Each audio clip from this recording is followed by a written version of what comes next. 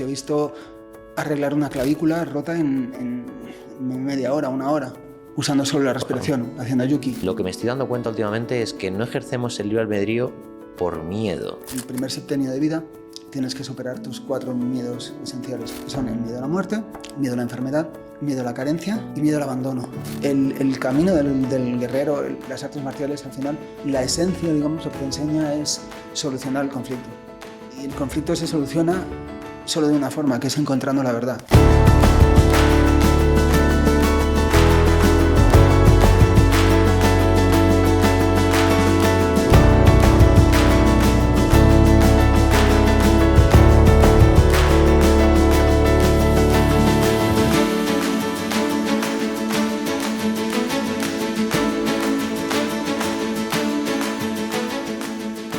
Bienvenidos una vez más a un nuevo podcast. Hoy os traigo a alguien muy especial, a alguien que estoy conociendo recientemente, pero que ya me ha sorprendido mucho por la forma en la que tiene de expresar todo su sentir interior. Tiene mucha experiencia en el desarrollo personal, crecimiento espiritual.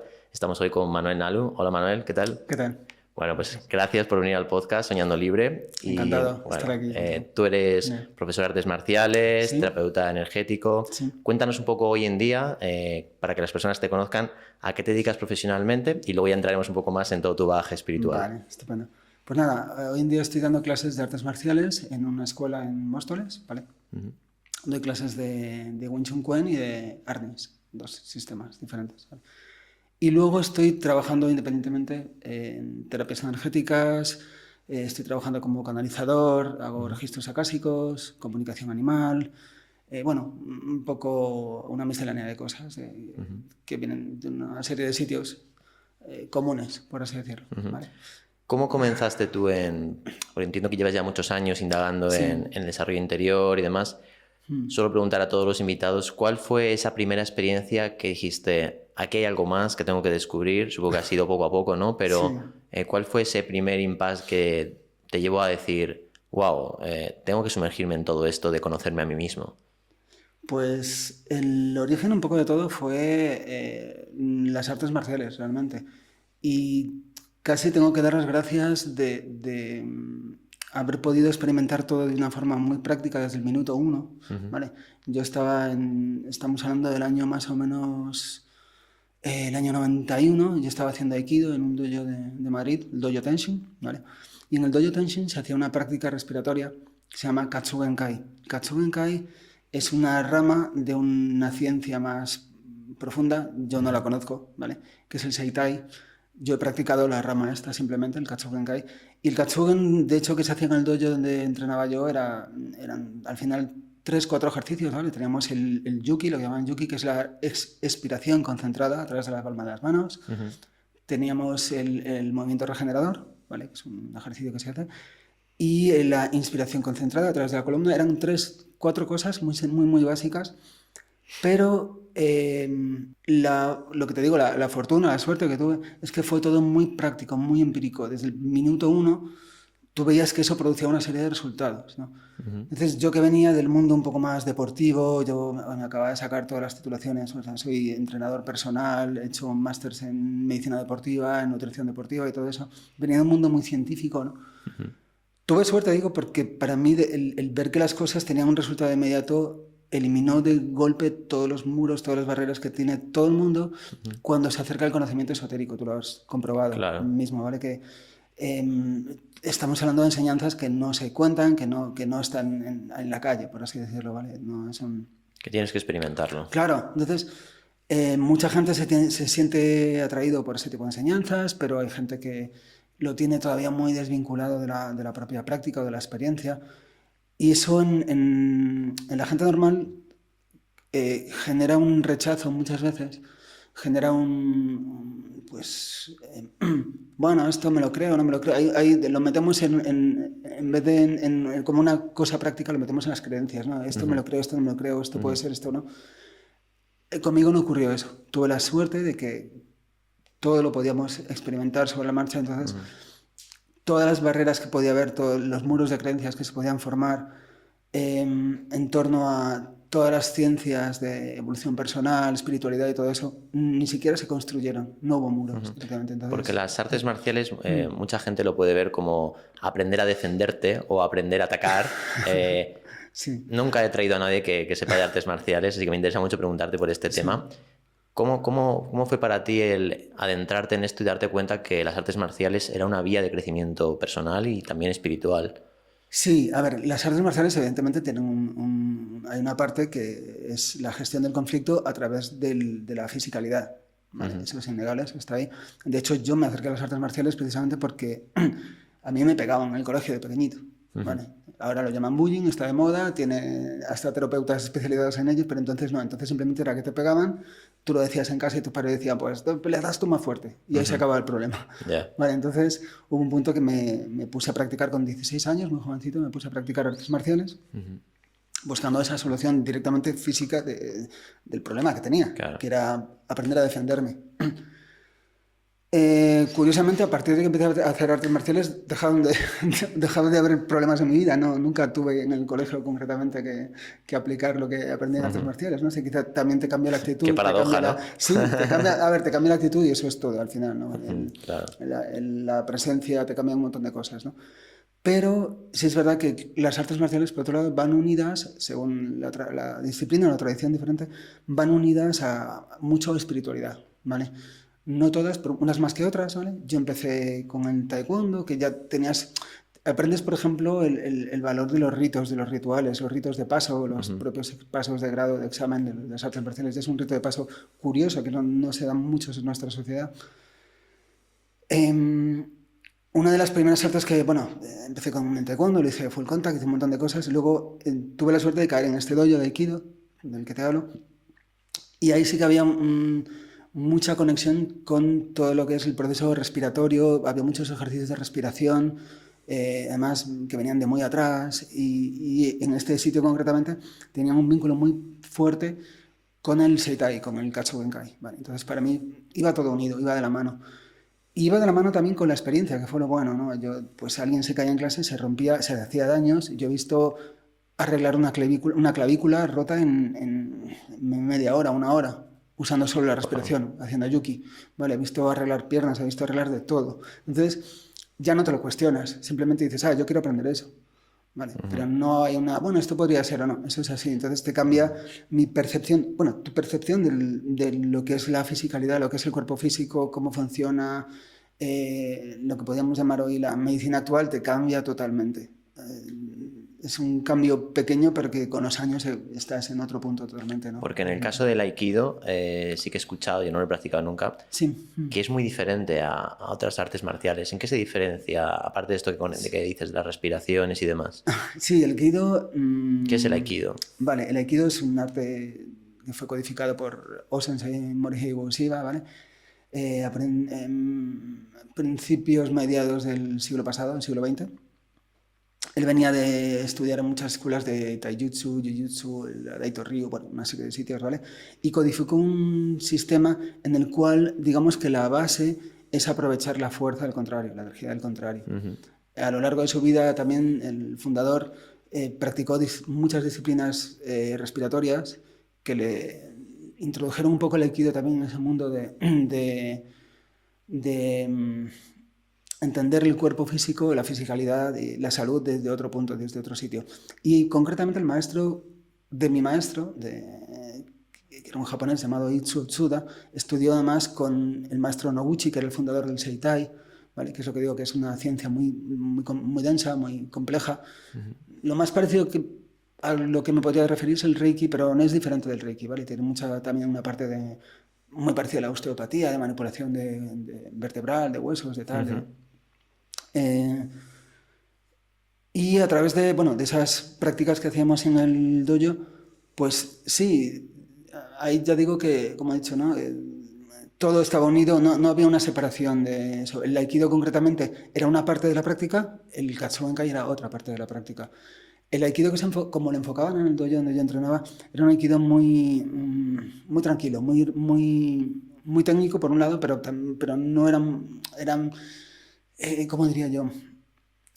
no había una apología de la violencia, no había una... O sea, digamos, el hecho de usar la fuerza del contrario para defenderte te coloca en una posición en la que tú no quieres ejercer esa violencia. Vale, hay una serie de parámetros ahí un poco... Luego sí, pues estuve 10 años estudiando con ellos, luego sí me puse a estudiar, tuve la necesidad de aprender cosas mucho más violentas y más cercanas a la vida y la muerte, que también me dieron otra perspectiva, ¿vale?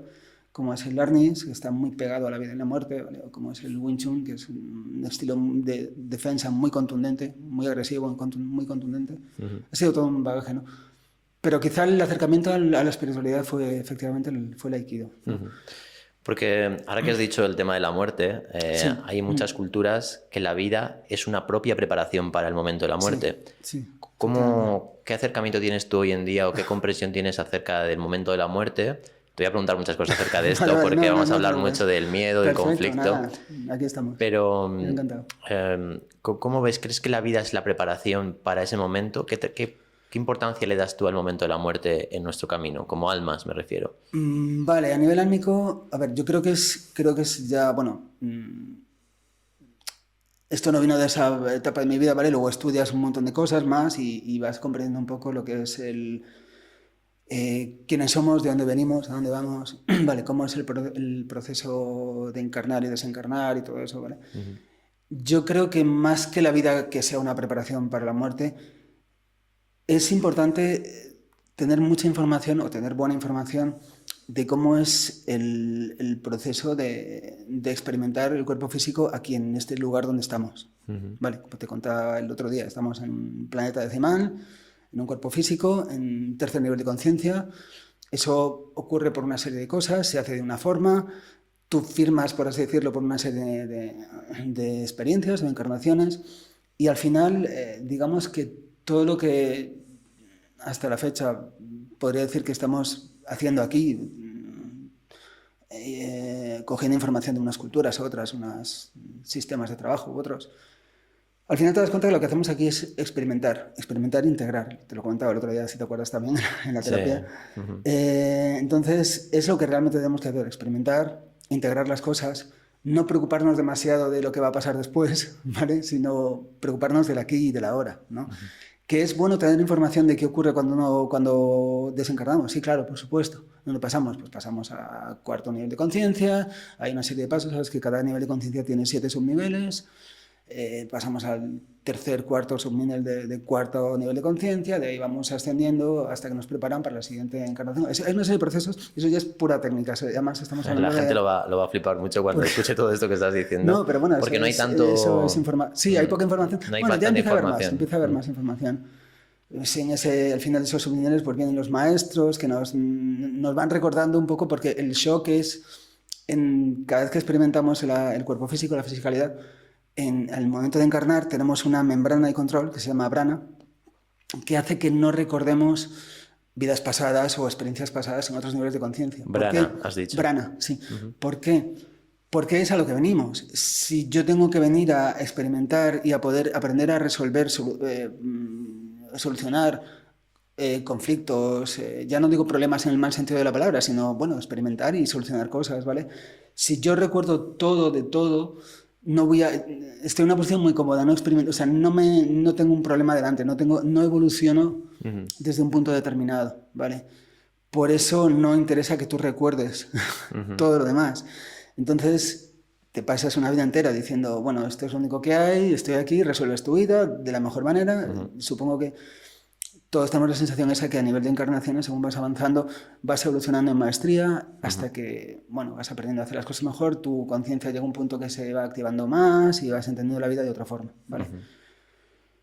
Cuando mueres, aunque tengas la conciencia más elevada, o imagínate las encarnaciones donde la conciencia se queda muy bajita, claro, es un shock decir, ¿esto qué es? ¿Dónde estoy? ¿Qué hago? Entonces te tienen que decir, no, mira, pasa esto, te vuelven a recordar todo otra vez, es un proceso. ¿Quién te lo recuerda? Unos maestros, una serie de maestros, tienen un nombre, ahora no me acuerdo de cómo era el nombre. Son como guías, ¿no? Sí, son parte de tus guías espirituales que están aquí trabajando contigo en tu encarnación, propiamente dicho, que normalmente son los que te acompañan a lo largo de todas tus encarnaciones. No sueles cambiar salvo que por determinadas circunstancias, en determinados momentos de vida necesites un aprendizaje determinado, ¿vale? Y te transmiten todo está en calma, ¿no? Y te Todo dicen, está bien. tú tranquilo, no pasa nada. Yo siempre, Parte del proceso. a veces he contado en cursos todo el proceso de encarnación y desencarnación como si fuera un tour operador que tú contratas en una agencia tipo Meliá o tipo algo así, ¿vale? Y la gente a veces lo entiende mejor con ese sentido, con ese Ejemplo. con ese ejemplo, ¿no? Sí. Entonces, bueno, pues tranquilo, no pasa nada, bla, bla. Entonces, o te recuerdan o te llevas recordando, si tienes pendientes más encarnaciones, lo que habías firmado que querías experimentar. Tú cuando encarnas, la primera vez dices, vale, tierra, qué bonito, cuerpo físico, guay, un tercer nivel, muy denso, estupendo. ¿Qué voy a experimentar? Pues mira, lista, tómate una lista, mira, todo es lo que puedes experimentar. Y tú vas diciendo, vale, esto me interesa, claro. Doy por hecho porque esto, claro, son cosas que sabemos a medias, ¿no? Es como, yo supongo que en esos niveles tú lees cosas como sufrimiento y dices, venga, voy a experimentarlo, qué bien. Yeah, y cuando estás aquí estás jodido, estás diciendo, me cago en la puta, perdón, Y hablando no puedo, de esto, ¿tú piensas Sí. que llega un momento donde se acaba la reencarnación? Es decir, esto que Sí, habla... sí, tú fichas por sí, fichas por un... Fichas. Sí, firmas por Firmas un por un número tiempo. determinado que era, tampoco me acordará mucho, esto lo estudié en su día, eran como en torno a unos 1000 años, 1000 y pico, y estaban creo que el número era entre 7 y 140 encarnaciones. Tú ¿Y elegías. después te fundes con la divinidad? No, después tú piensas que vienes de niveles más elevados de conciencia, has ido experimentando tic hacia abajo, llegas a esto que es lo más denso de lo denso, lo más corpóreo, y dices, vale, ya he tenido suficiente, ya he entendido lo que es pagar una hipoteca, hacer una herida, tener una operación o un divorcio, lo que sea, ¿vale? Ya está bien. Y vuelves otra vez hacia arriba, dependiendo del plan que tengas, del plan álmico tuyo, que sea diseñado niveles mucho más arriba, pues vas a decir, pues me quedo ahora más tiempo en quinta, me voy a séptima, me voy a lo que sea.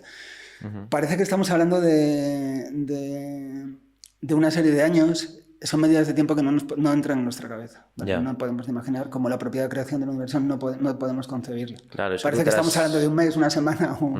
Tú transmites esto desde un lugar como, corrígeme si me equivoco, pero parece como si no hubiera libre albedrío porque ya está pactado. Vale, que sepamos... Tú te sí. sitúas así, donde aquí no recordamos, pero todas las decisiones que tomamos tienen como alguna frecuencia, un código donde, aunque parezca que puedo hacer izquierda o derecha, ya sé que voy a hacer izquierda. Sí. ¿O cómo vives tú esto? Vale, ahora sí, es muy interesante la palabra que has dicho, libre albedrío, ¿vale? Porque es una de las palabras Menos peor entendidas. entendidas, sí, de nuestras experiencias, ¿no? Para empezar, el libre albedrío solo se da en los mundos de tercera, en los niveles densos, ¿vale?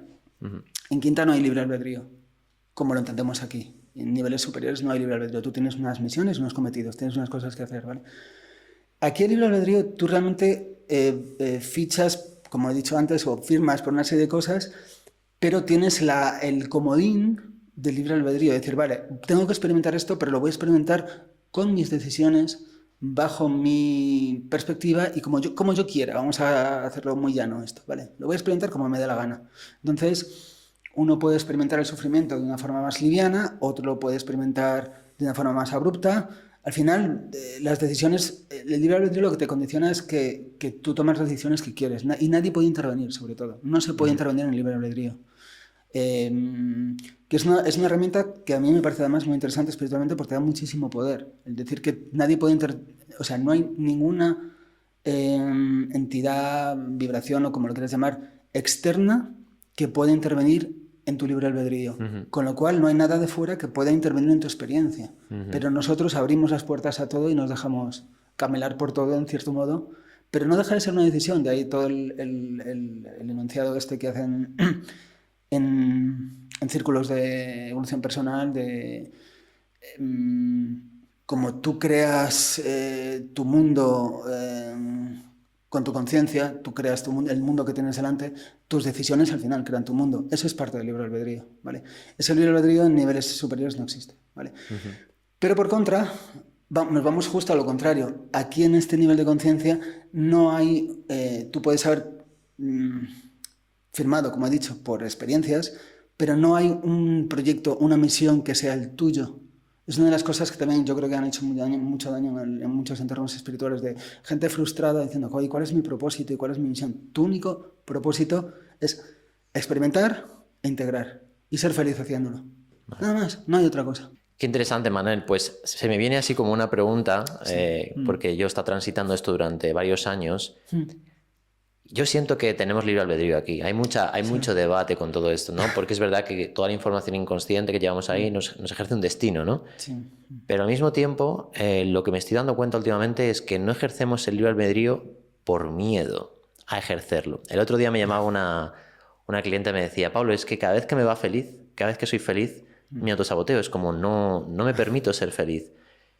Quiero preguntarte acerca del miedo. ¿Qué es para ti el miedo? Y si estás de acuerdo con que no ejercemos nuestro libre albedrío por miedo. ¿Qué es para ti el miedo? Estoy totalmente de acuerdo. Vale. ¿Y qué es el miedo? Es complejo, es bastante complejo. A ver, el miedo fisiológicamente es una respuesta de supervivencia, ¿vale? Que es buena y es natural. Los animales, la parte animal que tenemos, ¿vale? Hay una serie de mecanismos hormonales, físicos, por así decirlo, ¿vale? Que se activan cuando se presenta una amenaza y eso nos ayuda a sobrevivir.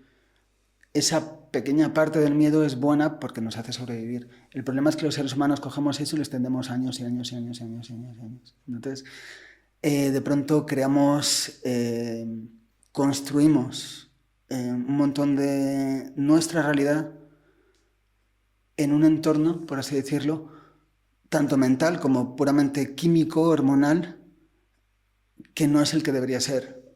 Si te acuerdas, te contaba que en la cultura de Senia, ¿vale?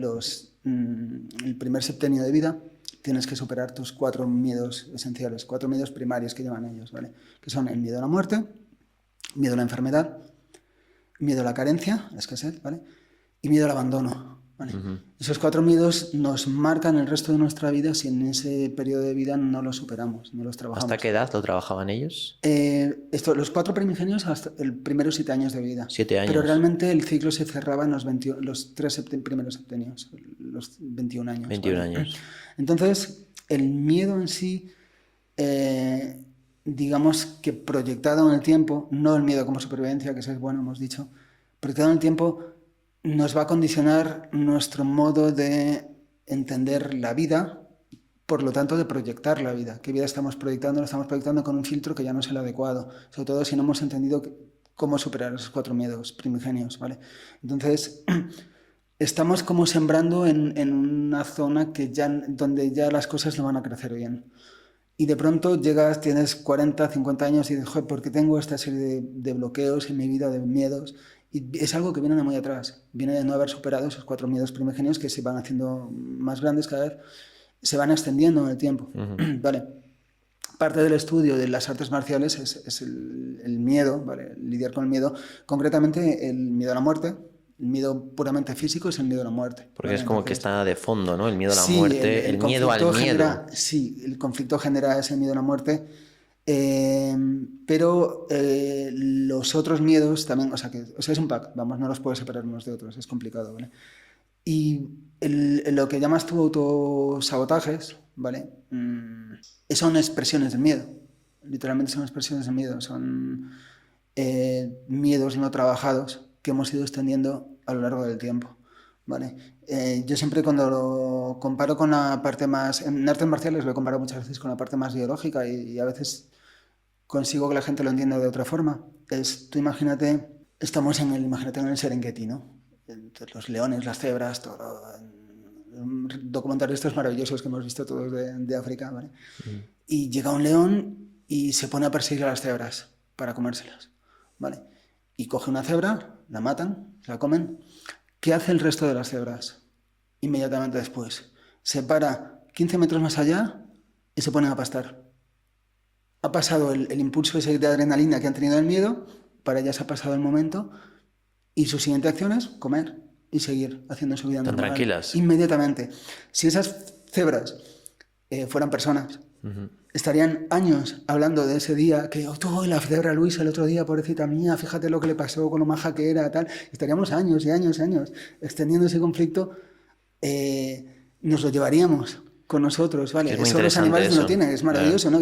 Por eso, incluso los animales de compañía, las mascotas, nuestros perritos, nuestros gatos, nuestros caballos, de por sí no tienen miedos programados a la larga. Somos nosotros, el convivir con nosotros les hace programar esos miedos y generas animales luego miedosos a ruidos o a determinados objetos o cosas, porque les hemos enseñado, les educamos, les hacemos cada vez que, si un perro tiene una experiencia negativa, nosotros, oh, Cookie, pobrecito, le hacemos un drama y el perro aprende esa experiencia, que eso es un drama, y se lo lleva el resto de la vida. Si ves dos perros jugando y se hacen daño, hacen así, se lamen y siguen jugando. O sea, no hay un drama de eso, ¿no? Nosotros somos los que extendemos esos miedos en el tiempo. Yo tuve una temporada que estuve haciendo cursos de defensa personal para mujeres, ¿vale?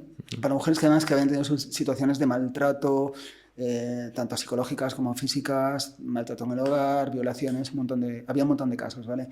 El origen de esos cursos para mí fue una mujer que vino, yo tenía una escuela de artes marciales en Madrid, ¿vale? Hace muchos años, y un día apareció una mujer en la escuela con su hermana. Esta mujer había sido atracada en el viaducto de Madrid, la habían atracado y el atraco había sido realmente no gran cosa. Había venido un chico, le había pegado un tirón de la mochila que llevaba y ella la agarró un poco, se cayó al suelo, pero no se hizo realmente daño. El chico no pudo quitarle la mochila y un señor que había en la acera de enfrente le dijo, tú, tal, no sé qué, y el tío salió corriendo. Ahí se acabó todo, ¿vale? El conflicto no fue mayor, ¿vale? Pero a esta chica le generó, era una maestra de escuela, pues una baja laboral de no sé cuánto tiempo, una burrada de tiempo. Además, justo después del atraco nos contaba la hermana que vino con ella, que estuvo pues como un mes sin salir de la habitación, que menos mal que tenía un baño en la habitación, pero un mes sin salir de su habitación. Al siguiente mes ya se movía por la casa, pero le costaba un montón de moverse. Y cuando vino la chica a la escuela, que fue como el tercer mes de haber pasado esto, la hermana venía con ella de la mano y no quería soltar, era como, no me sueltes la mano. Claro, me contó el caso, me contó la situación, generé una terapia con ella que funcionó luego muy bien, hicimos un trabajo muy interesante con ella y a raíz de ahí, pues me dio pie a proyectar los cursos pero la proyección de los cursos fue directamente que al ver esa situación yo pensé, digo, no merece la pena, o sea, nos hacemos tanto daño a nosotros mismos psicológicamente que es que no merece la pena, por una cosa pequeña, entre comillas, ¿vale? Entre muchas comillas, hacerlo este pedazo de cosa que arrastramos toda una vida. Y dijo, yo tengo que poder ayudar a solucionar eso para que la gente no se lleve estas mochilas a tanta distancia. Claro, yo te quiero hacer una pregunta ahí, sí. Porque hay una parte que entiendo que evidentemente el miedo es algo que nos ayuda sí. Para la supervivencia. Sí. Sin embargo, ¿tú crees que deberíamos como rescatar, con el ejemplo de las cebras, esa parte más animal de aprender a sacudirnos como un perro, ¿no? Que se sacude y ya se le ha olvidado, es como soltar antes? Sí. ¿Por qué nos quedamos, totalmente, según tu opinión, tanto con este tipo de experiencias? ¿Por qué nos trauman tanto? ¿Por qué le tenemos tanto miedo, a la vida? ¿De dónde viene todo eso? Sí, esta pregunta nos podría llevar 18 podcasts o 19, ¿vale? Porque es complejo. Yo creo que si pudiéramos resumir, y no es mi especialidad resumir las cosas, yo creo que el problema quizás está en la no educación, o sea, el desconocimiento. Uno de los mayores miedos que tenemos es a lo desconocido. El no conocer cómo funcionan realmente nuestros procesos vitales nos hace, al no entenderlos, desarrollar una actitud de miedo hacia ellos, ¿vale? Pues el mismo miedo a la muerte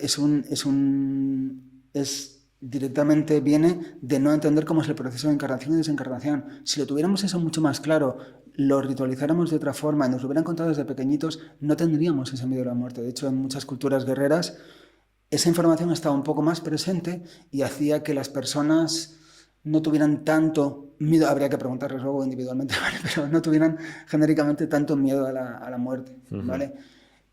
Quizás ha sido la cultura occidental actual, hablamos de los últimos 2-3 siglos, la que más se ha apartado de ese conocimiento por ejemplo, en el miedo a la muerte concretamente, del proceso de encarnación y desencarnación, mientras que hay otras culturas que lo llevan de otra forma, ¿vale? Aunque ahora mismo, por culpa de la globalización, pues cada vez menos rincones del planeta conservan esas tradiciones, ¿vale? Pero hace un par de siglos pues sí había un poco más de presencia de ese tipo de tradiciones, incluso en sitios más occidentalizados un poco, por así decirlo, pues como Japón, China, eso. El rito de la muerte es muy diferente del nuestro. Yo creo que el que he visto yo más No quiero hablar de mejor o peor, ¿vale? Pero, no sé, crea mucho sufrimiento, ¿vale? Es el nuestro, es el occidental, y además encima han creado un negocio millonario alrededor de ello, con lo cual ya es complicado. ¿Dónde se corta eso? ¿Vale? Dejas de educar así, pero claro, hay dinero de por medio, hay intereses, el tener a la gente asustada también, no quiero entrar en teorías conspiranoicas, ¿vale? Ni ese tipo de cosas, pero están ahí. Vale, y el tener a la Puedes gente entrar si asustada... quieres, ¿eh? Aunque no sé si el Bueno, podcast no, va a dar pero... para 20 podcasts, como tú dices. Vale, eso serían otros 20 podcasts. Pero eso es una medida de control. Al final, tener a la gente asustada son medidas de control.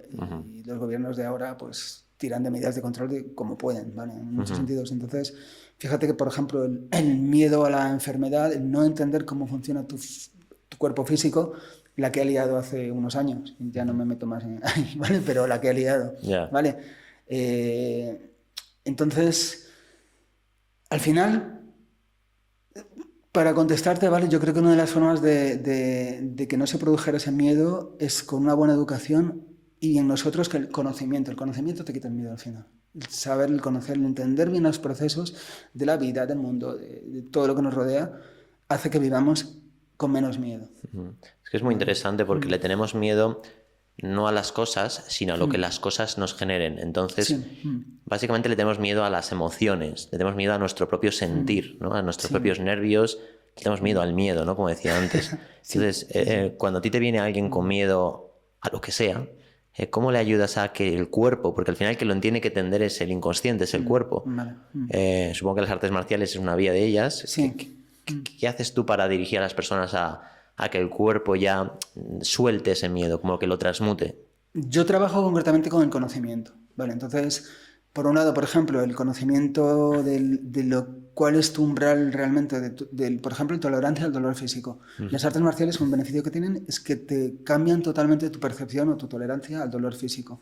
Cuando empiezas a practicar está muy abajo y según vas practicando lo vas subiendo hasta que hay cosas que ni te parecen en absoluto dolorosas que inicialmente te parecían dolorosas, ¿vale? Eso ya es una forma que a mí me ha resultado muy buena, que a base de experimentar y conocer, experimentar y conocer, experimentar y conocer, se va disolviendo ese miedo, por ejemplo, al dolor físico. Y es uno de los miedos fuertes ahora en nuestra sociedad. Hay gente que no tolera en absoluto el dolor físico. Pasaría lo mismo con el dolor emocional, ¿vale? Si tú tienes un trauma emocional y ese trauma... tengo un trauma, por ejemplo, con un familiar mío, tengo un conflicto con un familiar, imagínate, y lo he podido hablar, le hemos podido dar vueltas, le hemos podido poner nombres, le hemos podido trabajar. En psicología, en un momento que trabajas un conflicto, el miedo a ese conflicto se disuelve. El problema es que no se hace eso. Entonces, parte de la solución sería poder coger esos miedos, aislarlos y trabajarlos a poquitos con conocimiento. Claro. Si yo sé qué me produce malestar, miedo de una situación contigo, puedo coger esa situación y decir, venga, vamos a dar vueltas a esa situación. ¿Por qué pasa esto? ¿Qué está reflejando esto de nosotros? ¿Qué parte de nosotros hay aquí? ¿Cómo podemos arreglarlo? El camino del guerrero, las artes marciales, al final, la esencia, digamos, lo que te enseña es solucionar el conflicto. Y el conflicto se soluciona solo de una forma, que es encontrando la verdad. O sea, el guerrero no es el que lucha, un malentendido, bajo mi punto de vista, ¿vale? Es mi punto de vista nada más. El guerrero no es el que lucha, el guerrero es el que soluciona el conflicto. Y el conflicto solo se puede solucionar encontrando la verdad, conociendo la verdad. Conocimiento y verdad. Mi verdad, ¿qué verdad? Mi verdad particular, porque yo considero que no existe una verdad universal, sino que cada uno tenemos nuestra verdad particular que es igual de respetable que la mía y la tuya. O sea, mi verdad, por ejemplo, cuando yo comento esto, ¿vale? En seminarios, en cursos, la gente reacciona un poco diciendo, no, a ver, la verdad es la verdad y lo que no es verdad no es verdad. Digo, no. Digo, mira, en mi verdad particular, por ejemplo, como hemos hablado antes, yo sé que un hueso se puede curar, se puede arreglar en poco tiempo usando la respiración. Si ahora me voy, por ejemplo, tengo amigos que son médicos, un amigo mío que es traumatólogo, para él eso no es verdad. Ese postulado no forma parte de su verdad. Yo tengo que respetar su verdad y él tiene que respetar la mía. Los dos, porque las dos verdades vienen del empirismo, de la práctica, de la experiencia. Entonces, son verdades diferentes, con lo cual conocer la verdad de un asunto o conocer tus verdades... Pero claro, hablas de una verdad empírica, ¿no? Hablas de una verdad que tú le tienes que llevar a la persona, por ejemplo, cuando viene una persona a Reiki o una terapia energética y es escéptico, no asiste a la verdad hasta que por fin la experimenta en el cuerpo. Sí. Entonces, ¿qué vías utilizas tú para que la persona, una vez escuche sobre la verdad, la integre? Porque por mucho que escuches o leas, no es lo mismo que luego tú bajarlo al cuerpo. Sí. Al final, para la integración es la repetición. Repetición. La repetición, sí. Yo creo que es otra de las cosas por las que también a veces fallan terapias o a veces... Porque lo dejamos muy rápido todo, ¿no? Es como queremos la solución, la pildorita. Y más hoy en día, no sé qué pasa en la sociedad de 10 años a esta parte, que es que todo lo que sea más de 5 minutos, o sea, no le ponemos intención a nada. Yo he trabajado un montón de disciplinas a lo largo de mi vida, que todas requerían práctica, constancia, dedicación. Eso son palabras que hoy en día se han perdido. Es terrible. Es terrible. Sí. Entonces, claro, a la hora de integrar una verdad que ha podido disolver un miedo, si no hay una repetición, esa verdad se tambalea y vienen tus otras verdades, tus otras creencias que van a volver a empujar esa verdad hacia un lado y decir, no, esto no era tan verdad como yo pensaba, en realidad pasa esto. Entonces volvemos a disparar todos los miedos, todas las creencias, todo. Es complejo, pero contestando directamente a la pregunta sería repetición en este caso. Y un poco, pues, seguimiento por parte de los terapeutas. O sea, si tienes... Yo siempre que hago terapias trato de decirle a la persona, oye, dame feedback, venme contando cómo vas, cómo evolucionas. Pero le haces terapia de choque en el sentido de, le dices, oye, ve allí y haz esto. Y enfréntate a tu miedo. O le haces visualizaciones, afirmaciones. ¿Cómo trabajas tú? Depende de la persona. Hay gente con la que la terapia de choque funciona muy bien y gente con la que tienes que ir más despacio. ¿Vale? No todas las mentes funcionan igual y al final buscamos siempre la puerta de atrás, ¿no? La entrada del subconsciente. Entonces hay gente que lo tiene más accesible y gente que tiene unas barreras ahí que dices, bueno, hay que ir despacio porque no con todo el mundo funciona y de la misma forma. Tú que eres terapeuta lo habrás visto, que hay gente con unas terapias funcionan de una forma muy buena y otras tienes que hacer todo lo contrario, ¿no? Es bueno. Entonces también está en el terapeuta esa parte de psicología que necesitamos, ¿vale? De entender a quién tienes delante y no generalizar, ¿no? Yo siempre lo hago así, esto lo he hecho así toda mi vida porque mi padre lo hizo así, mi abuelo lo hizo así y esto es así. Creo que el otro día hablamos un poco de eso también, ¿vale? Y es importante entender primero tu propia verdad sobre lo que estás haciendo y luego tu verdad relacionada con la de la persona que tienes delante en ese momento. Y cada persona es un mundo, es un planeta. Somos fractales del universo, cada persona es un universo en sí. Claro. Entonces... Y estabas hablando de algo que está pasando y que es una pena, ¿no? De que en las tradiciones más orientales hay una gran apertura al estar años practicando una misma disciplina. Aquí es como que yo siento que hay un problema y es que queremos todos saber de todo. Y entonces no se puede porque no tenemos años suficientes en la vida. Entonces... en ese sentido somos muy curiosos los occidentales y como que vamos picoteando en diferentes cosas y lo peor de todo es que picoteamos y decimos yo sé de esto. ¿Crees que eso se va a poder cambiar? Es decir, porque sí, están viniendo técnicas, disciplinas, pero hay muy pocas personas que realmente se entreguen a un camino, ¿no? En mi caso, por ejemplo, que llevo muchos años con la hipnosis o el Reiki, digo, es que nunca dejo de aprender. Y claro, ahora me voy a hacer otra disciplina y ya mañana me quiero poner a dar una formación y eso es muy incorrecto, ¿no? Entonces, es una burrada. ¿Cómo podríamos de alguna manera inspirar a las personas a que profundicen en una misma senda, en un mismo camino? Porque se quedan muy a la superficie de las cosas. Es complicado porque nos llevan hacia lo contrario porque parte del mercado, vamos a hablar de dinero ahora, parte de lo que produce dinero ahora es que la gente tenga esa mentalidad y consuma, ya no solo productos materiales, sino por ejemplo el tema de tecnologías, las aplicaciones. Quiero una aplicación y luego la siguiente versión, mi siguiente versión del siguiente modelo, del siguiente lo que sea. Y eso tiene que ir rápido, para que sea productivo industrialmente tiene que ir rápido. Pero eso va cruzado totalmente con la capacidad que tiene nuestro cerebro de asimilar el conocimiento. De hecho, fíjate que sí es verdad que los niños de ahora asimilan mucho más el conocimiento más rápido que nosotros. Lo que pasa es que no lo mantienen, no lo retienen. Pero el proceso de captación es mucho más rápido que el que era el nuestro en otras épocas, ¿no? Qué bueno.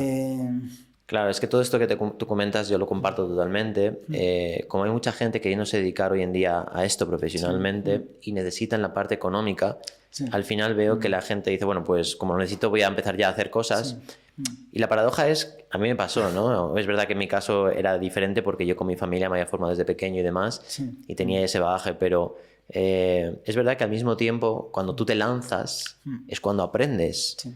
Pero por contraparte, hay que profundizar primero e integrar antes de enseñar. Hay un mínimo. Entonces, sí. quiero que transmitas tu sentir o tu disfrute, a lo mejor al haber entrado profundo en las disciplinas que has estudiado, ¿no? Sí. Y cómo eso te ha cambiado la vida con respecto a lo que te has quedado, a lo mejor, en la superficie de otras cosas, ¿no? Sí. Para que puedas inspirar a la gente a cambiar un poco el chip, porque para mí tú eres un claro ejemplo de alguien que entra en lo profundo de las cosas. Pues fíjate, yo creo, aunque suena nuevamente a cliché de evolución personal, al final es disfrutar del camino, no pensar en la meta, ¿no? Por eso es importante que los caminos que escojamos no sean por dinero, no sean por una serie de motivos. Hay un libro buenísimo, es que no me acuerdo, Trías de Bes, Fernando Trías de Bes me parece que se llama El libro negro del emprendedor, que tiene un apartado, un capítulo además de motivos lamentables por los que emprender. Es maravilloso, es cuando lees Qué eso y bueno. dices tú, joder, porque sí es verdad que hacemos muchas cosas en la vida, ya no en la hora de negocios, pero podemos extrapolarlo a otras cosas de la vida, ¿no? ¿Por qué hacemos las cosas? Porque está de moda, porque lo hace fulanito y entonces yo lo quiero hacer también, una especie de... porque necesito dinero. Todos esos motivos creo que no son motivos de dentro, ¿vale? De dentro a fuera, ¿no? Por eso es importante escoger cosas que te hagan sentir, que te hagan vibrar. Yo la primera vez o sea, yo empecé a hacer artes marciales, literalmente, aparte de la necesidad que había, sí es verdad, de defenderme y eso, porque fui al cine de pequeñito y me metí a ver Conan el Bárbaro y dije, yo quiero hacer eso, yo quiero una espada, y me compré una espada. ¿Vale? Entonces, para mí ha sido un disfrute desde el minuto uno, aparte de saber que me podía ayudar a otra serie de cosas. Luego, de pequeñito también, pues empecé a hacer música, he sido músico profesional unos años, ¿vale? He estudiado armonía, 7 años. Y fue lo mismo, yo no salía mucho, no tenía muchos amigos y me quedaba en casa oyendo música, oyendo discos. Entonces yo quería hacer lo que hacían esos héroes que tenía delante de mí en las portadas de los discos, ¿no? Entonces eran caminos que, aunque llevaba un sacrificio y una disciplina, yo lo disfrutaba. No había una meta concreta de decir, joder, es que tengo que conseguir esto en ya, ¿no? Yo creo que no hay ninguna disciplina de las por las que he pasado que no haya estado unos 30, 40 años con ella, ¿no? De práctica y de enseñanza luego y de... Pero eso, lo que dices tú, el resultado rápido, el curso en Reiki en 5 minutos. Es como, ¿y tú llevas 20 años para qué? Ya. Qué tontería, ¿no? Eso no tiene ningún sentido. Porque buscamos eso, el dinero rápido, Y tristemente hay mucho profesional, o hay bastante profesional, que ha montado negocios en proporcionar eso. Tú quieres aprender esto muy rápido, ven conmigo que yo te lo enseño en 2 minutos. Es como, joder, no hagas eso, ¿sabes? No, porque estás faltando el respeto a una tradición de maestros que han abogado por lo contrario, porque es el único camino en realidad, ¿no? Entonces se ha hecho mucho negocio también en academias de todo, donde se aprende todo muy rápidamente, y una es más rápida que la siguiente, cada una es más rápida, y es como... Y luego ves a la gente que sale de esos sitios y dices tú... Ya, sí, a mí me pasa mucho, ¿no? Te falta vida. Que la gente va a otras escuelas y luego repiten y dicen, joder, es que aquí hay algo que se siente que es la esencia de las cosas, Claro. que es diferente. Mira, antes has hablado, Manel, de los 4 miedos más pilares, ¿no? El miedo a la muerte es uno de ellos, pero hay otro que yo me encuentro siempre en terapia, o casi siempre, que es el miedo al abandono, o incluso, no sé si esto delega en el miedo a la soledad, ¿no? Sí. ¿Cómo has trabajado? ¿Qué tips puedes dar a la gente para...? Porque es que nos da mucho miedo el sentirnos solos. Sí. Es algo biológico el sentir que pertenecemos a un clan familiar, a un grupo de amigos, a un grupo social, a un grupo espiritual. Sí. Pero en el camino espiritual, una de las cosas que tenemos que darnos cuenta es aceptar que este camino es individual, independientemente que lo compartamos con otras personas. El alma camina solo, tiene sus propios aprendizajes. ¿Cómo podemos aceptar la soledad, ese tema con el abandono? Evidentemente viene de cosas que a veces vivimos con la infancia, con los padres, que se quedan esas improntas. ¿Cómo ves tú el tema del abandono y la soledad? Vale, es uno de los miedos primigenios. ¿Por qué? Vale, biológicamente el abandono es muerte. Un animal que se queda solo, sin su manada, no sobrevive. Entonces, biológicamente hay una parte de nuestra genética que sabe que tenemos que estar en grupo para salir adelante, sobre todo de pequeñito. Claro. Tú solo no sales adelante. Claro. Entonces, de ahí nos queda una impronta en el cual nuestro cerebro nos dice que cuando somos rechazados estamos en peligro de muerte. Estamos en peligro. De pronto, ¿vale? Entonces, si tú no transmutas eso, decir, vale, no voy a entrar en este grupo social o no pertenezco a este grupo social, pero no pasa nada porque yo soy autosuficiente, el ser humano ahora por evolución, la sociabilidad no es algo tan necesario como en un animal, por así decirlo. Entonces, aprender a estar con uno mismo es una de las cosas más valiosas, yo creo, que de todo el desarrollo personal.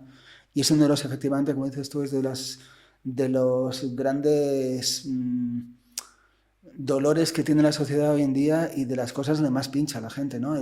Esos miedos, o sea, la necesidad. Fíjate, las redes sociales, Totalmente. lo que han potenciado lo contrario, están edificadas en torno a ese miedo. Tenemos mucho miedo al rechazo, ¿no? Tiene mucho que ver con esto, el abandono y el rechazo están muy unidos, ¿no? Sí, totalmente. Las redes sociales están edificadas literalmente en torno al miedo al abandono. Como yo tengo miedo de estar solo, me meto en un colectivo donde gente que no conoce me va a decir que me conoce y que es muy amiga mía. Ah, perfecto, ya tengo solucionado eso así en un tris, ¿no? Entonces, creo que parte para mí del proceso para solucionar eso es enseñarle a la gente a conocerse a uno mismo. Yo me llevo muy bien conmigo, me caigo bien, me llevo bien. Que es autoestima, al fin y al cabo, ¿no? Hay amor propio. Más amor propio. Aprender a conocerte bien, dedicarte tiempo a ti, no tener miedo a hacer cosas tú solo. A ver, para mí, igual que lo que te decía de, por ejemplo, el tema más físico de la enfermedad, la muerte y eso, para mí esto también fue algo que yo no lo elegí. Yo no tenía amigos, tenía muy pocos amigos. Pero por suerte aprendí a que eso no fuera un problema. Aprendí a estar solo y me encantaba. Y leía cómics, y veía pelis, y dibujaba, y hacía un montón de cosas. Me creé un mundo interior muy, muy amplio, muy denso, rico, ¿no? Muy rico. Y entonces nunca he necesitado de por sí el reconocimiento y eso que he tenido rechazo en la escuela. Me lo busqué la salida por otro lado. Y no estoy diciendo que no me hiciera daño eso, ojo, porque genéticamente tenemos hay algo que, por muy bien que te lleves contigo, hay una parte de ti que está diciendo, uy, esto así no mola. Y yo he sufrido mucho por eso. Yeah. Pero aprendí a transmutarlo, efectivamente, enriqueciendo mi mundo, mi vida.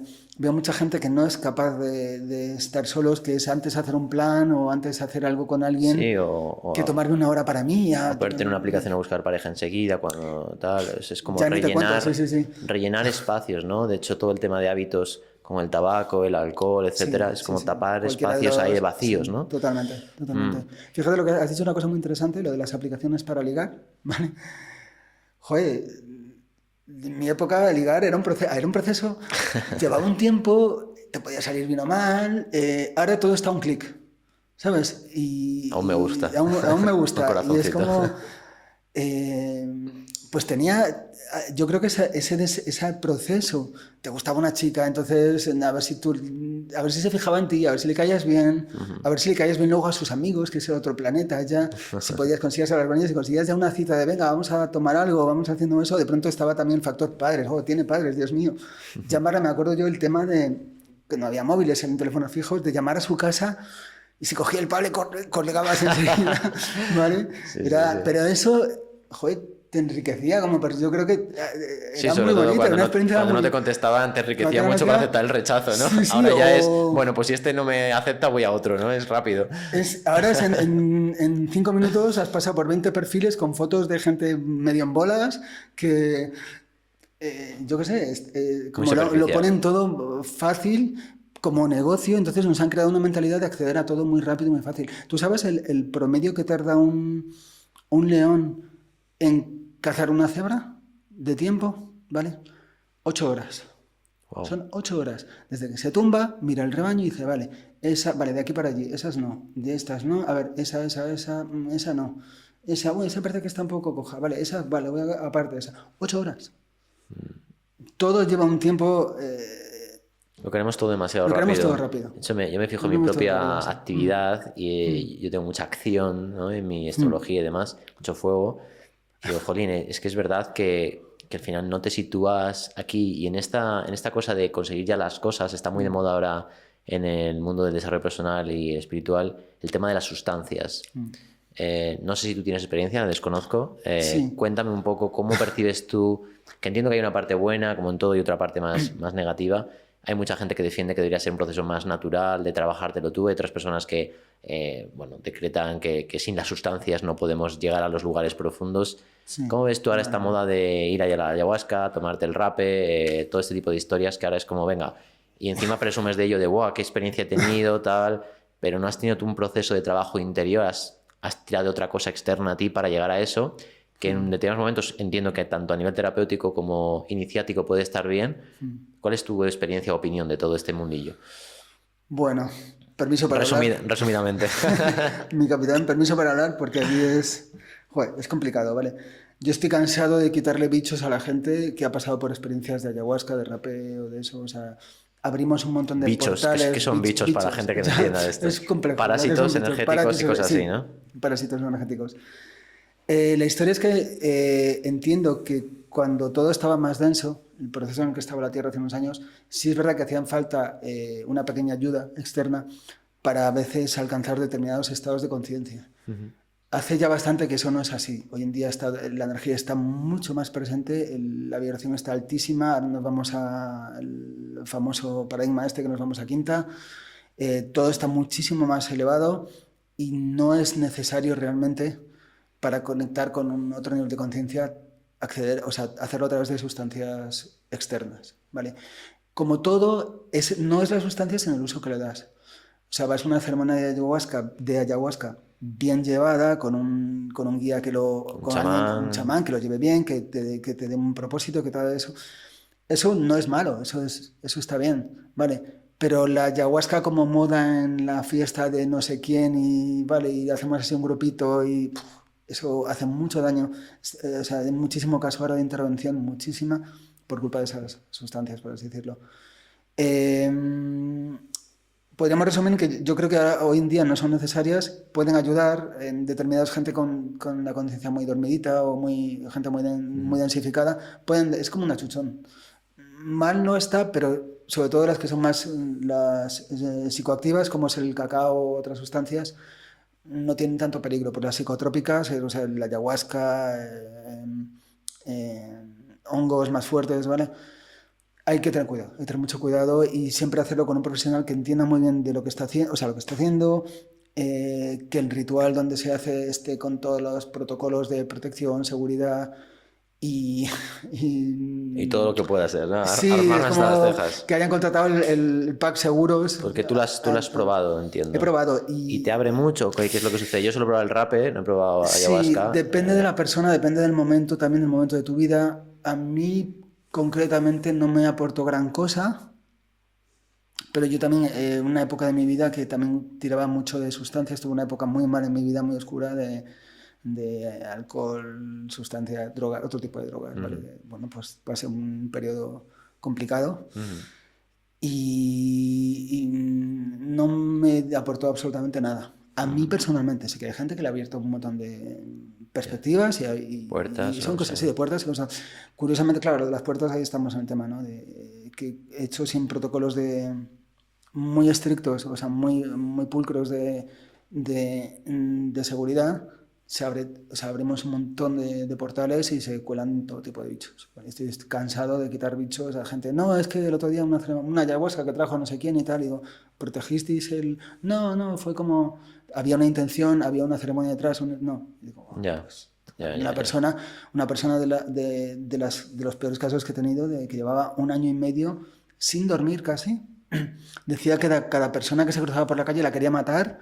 Tenía una pareja, estaba todo el rato diciendo que tenía ganas de tirar a su pareja por la ventana. Bueno, unas cosas, pero como dices tú, vale. Digo, ¿te ha merecido la pena esa experiencia? Vale. Tener cuidado, ¿vale? Entonces, no es nada en sí, o sea, no es en contra de las sustancias, no. Es, como todo es el uso que se le dé, ¿vale? Como todo es el uso que le damos. Y todo esto que se está hablando, que tú lo has mencionado durante el día de hoy, me gustaría que de manera práctica pudieras darle una visión al tema de que estamos yendo hacia la quinta dimensión. Hay muchos conceptos de lo que son las dimensiones y demás. Sí. Pero claro, yo entiendo a la gente que se líe porque las dimensiones, vivimos una dimensión física, Sí. sin embargo se dice que vamos a una quinta dimensión por lo que está pasando en la planeta Tierra, se está elevando el estado de conciencia, la vibración, etcétera.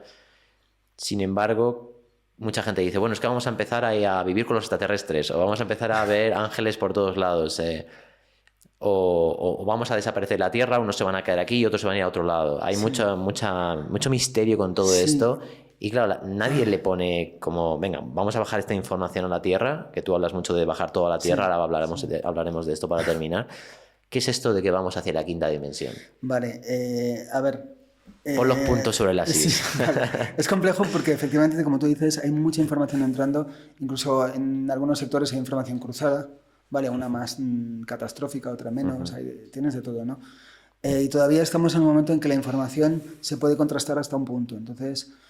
Lo que sí estamos percibiendo, o sea, lo que sí sabe, que es algo seguro, es que la Tierra efectivamente está en un proceso evolutivo, como lleva desde hace miles de años, en el cual ahora su vibración va a cambiar, va a ascender a otro tono. Vamos a hablar, como es que si hablamos de llaves tonales, hablamos de otra frecuencia, otro tono, ¿vale? Entonces se sabe que vamos a pasar de unos entre 5 y 7 hercios que estamos ahora pudiendo vibrar hasta unos 90 hercios, que es un cambio tonal muy fuerte.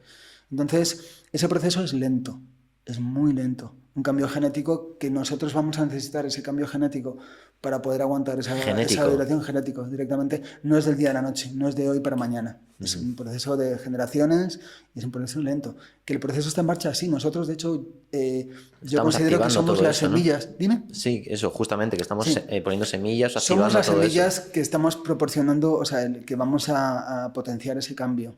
Pero de ahí a que esto vaya a cambiar pasado mañana y vamos a... Entonces, pues eso, lo que dices tú de los extraterrestres, a ver, en cada nivel de frecuencia hay mucha vida en todos los niveles de frecuencia, de conciencia, ¿vale? Mucha vida aquí, mucha vida afuera, en muchos niveles de conciencia. No es que vengan...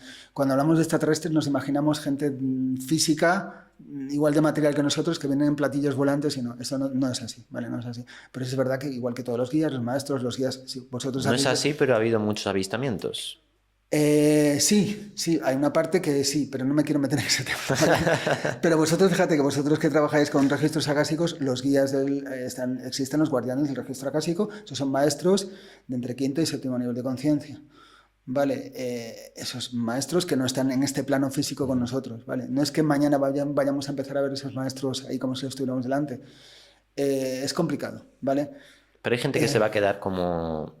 A ver, ya evidentemente se ve, ¿no? Las personas que están trabajadas, de las personas que nunca han empezado este camino de autoindagación, de reconocer su sombra, etcétera, ¿no? Sí. Pero ¿tú crees como que va a haber un disparo, una diferencia muy grande entre personas que se queden ahí sumergidas en la porquería mental y demás y otras personas que van a vivir desde otro lugar? ¿O va a ser toda la civilización a la vez ascendiendo? Yo creo que ya lo hay y ya lo ha habido. O sea, las fases de encarnación, como hablábamos antes, es quien resuelve todos los asuntos que ha decidido venir aquí a trabajar, quien lo resuelve en 3 encarnaciones y quien necesita 100. Vale, entonces esa diferencia ya ha estado ahí toda la vida. Hoy en día se ve muy claramente, hay un sector de la sociedad que está sufriendo mucho con todo lo que está pasando a nivel salud, a nivel guerras, a nivel todo eso, y hay otra gente que está mucho más conectada con la tierra, con la esencia propia del ser humano, con otra serie de cosas. Ya hay una separación ahí, no es que vaya una separación de tú sí, tú no, sino eso, nuevamente el libre albedrío nos ha dado esa capacidad de elección y ponernos a nosotros en el camino evolutivo que queramos. Yo no creo tanto en esa partición más apartheid de tú sí, tú no.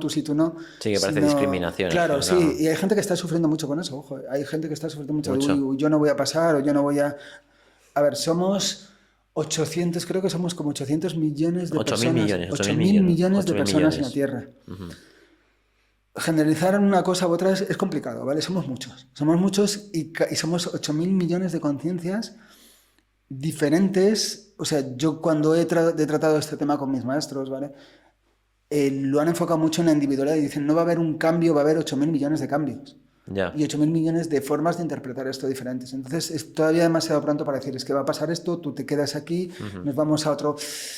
Hay gente que ha soltado información posiblemente de una forma un poco libre, que yo no digo que no esté acertada esa información, pero igual hay que decir las cosas más poquito a poco, ¿no? Más, porque los procesos son largos, ¿vale? Los procesos son largos y no es de un día para otro. Claro, Manel, pues es que hay mucha gente que piensa, y bueno, nunca se sabe, ¿no? Sí. Como que va a haber una limpia en el planeta. Yo te lo digo porque, mira, tuve un formador en hipnosis que era de la India. Hablo mucho de él, se llama Sani Satin, y él escribió mucho acerca de lo que iba a pasar del 2012 para adelante. De hecho, él, si Sí. no recuerdo mal, hablaba del 2012 al 2030, precisamente, que Sí. ahora mucha gente hablando de la Agenda del La 2030 y 2030, todo sí, esto. entonces, Y yo le dije en un momento dado, pero ¿qué pasa? ¿Se va a acabar el mundo? ¿De verdad va a pasar esto? Y me dice, no, va a haber un cambio de conciencia, tal, tal.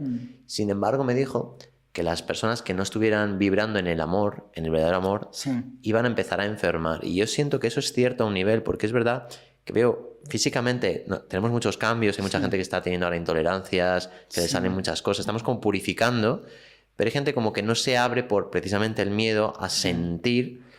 Y para mí esa es la verdadera purificación que está pasando, ¿no? De que hay gente que se está enfermando mucho. Sí. De hecho, yo, vamos, creo que tú lo compartes, que todo esto que ha pasado con el COVID hace unos años y demás, era parte de esa purificación que a un nivel terrenal podemos decir, esto está muy amañado, pero a un nivel superior decimos, quizás tenía que pasar, a pesar de que haya habido mucha mentira de por medio y tal, para que haya una toma de conciencia de dónde estábamos yendo como sociedad, etcétera. ¿Tú crees que va a haber una purificación así de fuerte? ¿Va a haber más estilos de esto como el COVID que van a ir pasando en los próximos años? ¿O esto ha sido un último aviso para que la gente se ponga las pilas? ¿Cómo has sentido tú todo esto que ha pasado, que ha sido bueno, una bomba, ¿no? Para todo el planeta? Muy complicado. Pues es complicado, ¿vale? Es muy complicado. Yo creo que en realidad esto viene pasando ya de muy atrás, no es una cuestión de ahora. Y esa diferenciación entre la gente que va despertando más, quizá es más rápido ahora, o se ve más, o conocemos más casos, pero es algo que ha ocurrido siempre a lo largo de diferentes eras, diferentes siglos.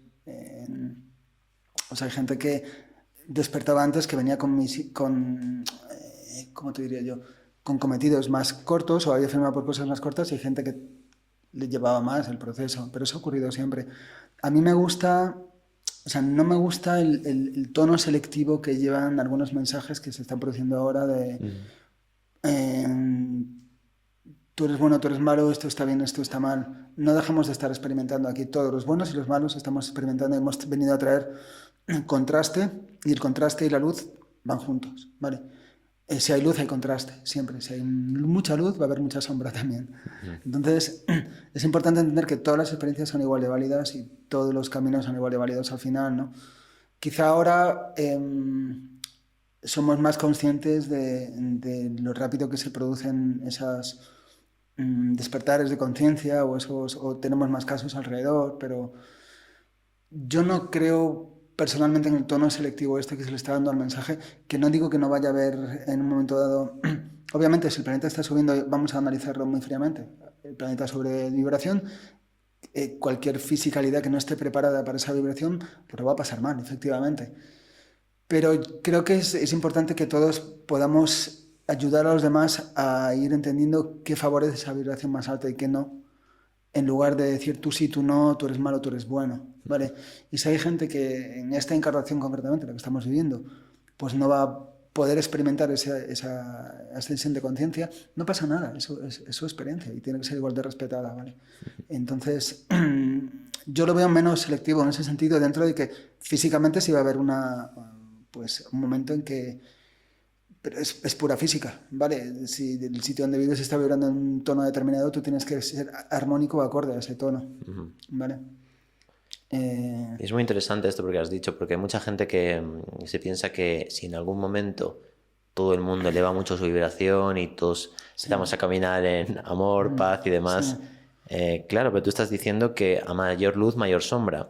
Y esto es un concepto que te invito también a que entres un poco, sé que es complejo, ya sé que vas a decir complicado, pero claro, quizás es que una cosa es la luz y la sombra y otra cosa es como la conciencia, ¿no? En el sentido de que parece que luz y sombra estamos hablando de términos duales y ahí luego tiene que haber un término que sea no dual, ¿no? Conciencia, la esencia, como cada uno lo quiera llamar.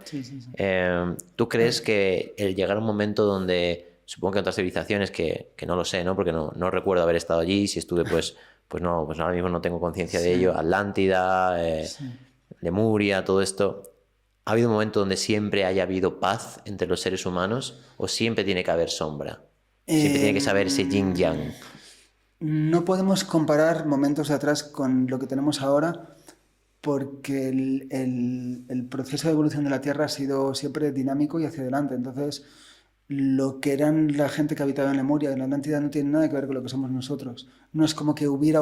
La gente, eso es otra cosa que no está generalmente muy bien explicada. Hablan de hecho, la época hiperbórea, que es antes de... ¿Cuál, perdón? Hiperbórea antes de Lemuria, luego viene Lemuria, luego viene Atlántida. Estamos ahora en la nueva época que es como vamos hacia el humano solar, que se dice. En cada una de esas eras, la gente que habitaba nuestro planeta la genética ha sido diferente, la gente ha sido diferente. O sea, el proyecto Sapiens es un proyecto realmente cercano, de hace no mucho tiempo, aunque son millones de años para nosotros, pero para la evolución de la Tierra ha sido un chasquido. Sí. ¿Vale? Entonces, a veces hablamos de Lemuria como si fuéramos nosotros trasladados a un Edén maravilloso lleno de vegetación y no es que no éramos nosotros, era el planteamiento mental ni lo podemos entender de cómo funcionaban esas personas que había ahí. ¿Vale? Entonces, creo que todo es un camino, todo es un proceso y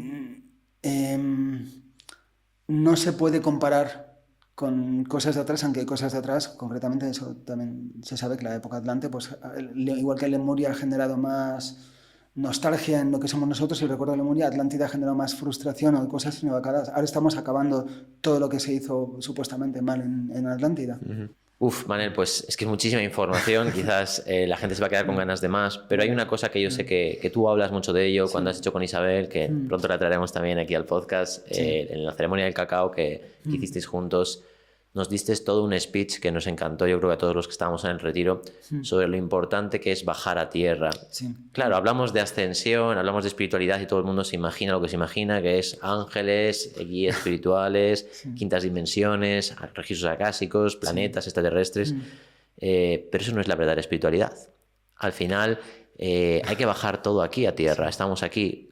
Cuéntanos, danos ese speech sobre cómo bajar a tierra las cosas y sobre todo lo importante que es anclarnos aquí. Creo que tiene que ver con entender qué somos y qué hacemos aquí. ¿Vale? Si yo estoy experimentando la máxima densidad, la fisicalidad en un cuerpo físico, en un planeta denso, pues tengo que hacer lo que he venido a hacer. O sea, es como ir al cine y llevarte un libro para leer. No, si vas al cine, pues atiende a la película. No te lleves un libro. Bueno, ahora no sé por qué digo esto, porque la gente está en el cine con el móvil mirando cosas, es terrible, ¿no? Pero efectivamente es entender que estás haciendo en un sitio determinado, en un momento determinado. Entonces, si estamos aquí experimentando esto, ¿por qué nos preocupamos tanto de lo de arriba? Mucha gente utiliza eso como salidas de... Vía de escape, ¿no? Vía de escape. En vez de encontrar entorno ya terapéutico, familiar, amistoso, lo que sea, para solucionar tus problemas de aquí, me voy para arriba y me olvido de mis problemas de aquí. Con el propio cuerpo físico pasa eso, ¿no? De gente que ves en entorno de desarrollo personal muy descuidado físicamente, dices tú, joder, baja eso, soluciona primero lo primero que eres, que lo primero que somos este envase, ¿no? Entonces, sí, vale, dentro hay un alma y dentro hay un espíritu, pero el envase está aquí, que es lo que estamos experimentando en este nivel de conciencia. Entonces, tiene un poco que ver con eso, con entender qué estamos haciendo aquí, por qué estamos aquí y no querer hacer otra cosa. Entonces, bajar a tierra para mí es tomar conciencia de ello. Luego, aparte, si lo vinculamos con la parte más física de la espiritualidad, joder, el receptor de todo lo que ocurre por ahí arriba es el cuerpo físico. O sea, la antena parabólica que usamos para conectar en registros acásicos, lo que sea, ¿vale? Es el propio cuerpo físico. Sí, es el sistema energético, es el sexto chakra, el séptimo chakra, que conectan con la pineal y con la pituitaria, pero al final la pituitaria es una glándula, y una glándula que está hecha de células, y unas células que son del cuerpo físico, que es tierra, que son minerales. Entonces, sin el cuerpo físico no podríamos hacer ese anclaje. De hecho, por eso el famoso cliché de que la pineal calcificada no permite la conexión. Es verdad, es cierto, ¿vale? Porque el último paso, que es el paso físico, si está estropeado por algo, no nos va a permitir una buena interpretación de eso. Los propios, tú haces registros acásticos, yo puedo conectar a través de mi sistema energético, pero la última interpretación del registro es mi cerebro, porque sin eso yo no te lo podía comunicar a ti. Yo soy un ser cerebral que funciona con una serie de impulsos nerviosos que transmiten las neuronas en mi cuerpo físico. O sea, todo hay una fisicalidad al final importantísima detrás. Por eso entender de cómo funciona el cerebro, la psicología, cómo funciona nuestra mente, no el cuerpo mental, sino la mente más física, lo que es el cerebro, es bueno. Yo creo que es obligatorio para los terapeutas. Es algo que tenemos que saber cosas de eso. ¿Vale? Y sí he visto en los diferentes colectivos espirituales, por así decirlo, ¿vale?, mucha frustración por no acabar de encontrar todas las respuestas por ahí arriba. Ya. Y eso ocurre porque las respuestas están realmente aquí abajo, no están ahí arriba. Qué interesante eso. Vale, mi sacral está encima. Claro, entonces es primero el cuerpo, primero mi fisicalidad y luego mi capacidad maravillosa, que es maravillosa obviamente, de poder conectar con otros niveles de conciencia, perfecto. Pero no por encima del cuerpo físico o no obviando. Es un mecanismo al final, es como un coche de 4 ruedas. Si quitas una no va a funcionar bien, si quitas 2 ya... Claro, creo que la trampa, una de las trampas al menos, es que mucha gente se siente muy en dicha, muy en paz en esos reinos, en esas dimensiones, cuando experimentas y conectas. Entonces la gente huye de transmutar todo lo que está por aquí bloqueado y atrapado porque requiere trabajo. Y somos muy vagos. Yo siento que nos hemos vuelto muy vagos. Mariano Alameda, que le entrevisté hace unos meses, decía eso, que nos hemos vuelto ahí con el zoom, ahí dándole al botoncito, estamos una hora y ya, genial. Y no nos metemos. Antiguamente te hacías toda una ruta para llegar a no sé dónde, tenías que estar meditando 3 horas, luego te ibas a conectar al maestro. Hoy es fácil todo. Sí, que es lo que estábamos hablando antes, ¿no? Entonces, bueno, yo espero que todo esto les inspire a las personas a bajar a tierra, a anclar, a trabajar desde el cuerpo. Y cuéntanos cómo te pueden encontrar. ¿Tienes redes sociales, página web? No, tengo mi página web, ¿vale? Que es manelnalu.com, donde tengo ahí un poco los servicios que puedo proporcionar. Tengo mi página de Instagram, que es Guerrero Sagrado, aunque no está tan conectada a la espiritualidad, pero bueno, tiene pinceladas. El problema de las redes sociales es que yo soy... generacionalmente me es muy ajeno, entonces me cuesta muchísimo publicar, llevarlo al día, y hoy en día las redes que no llevas al día te penalizan un montón, los algoritmos no te hacen ni caso, es complicado. Claro. No me he hecho todavía un equipo de trabajo detrás que diga, oye, tienes que hacer esto así, así, hacerlo de esta forma. Bueno, por lo menos para los que estáis viendo, todo esto, podéis, en la descripción os dejaremos su página web y ahí tienes el teléfono y pueden contactar contigo. Y nada, Manel, muchísimas gracias. Muchísimas gracias, Pablo. Encantado de estar aquí. Está claro que tenemos que traerte más veces, pero solo a hablar de una temática. Me encanta hablar contigo y me he sentido muy a gusto. Bueno, pues muchas gracias a todos. Gracias. Y bueno, hay una última pregunta que hago a todo el mundo que viene al podcast y es, ¿cómo se llama el podcast? Se llama Soñando Libre. ¿Qué es para ti la libertad? Yo llamo soñando libre al estar despierto, ¿no? Y poder soñar este sueño que da vida libremente. ¿Qué es para ti la libertad? La libertad para mí es entender cuál es tu verdad. Tener muy buen conocimiento de tu verdad. Qué buena respuesta. Y entender que tu verdad puede cambiar y ser permeable. Que hoy mi verdad puede ser un maestro de Reiki y pasado mañana irme a esquilar ovejas a Nueva Zelanda. Pero tienen que ser igual de buenas las dos. Pues me viene ni al pelo, fíjate. Pues nada, muchas gracias, Manel. Con esa pildorita acabamos y os mandamos un fuerte abrazo a todos. Chao, chao, hasta la próxima.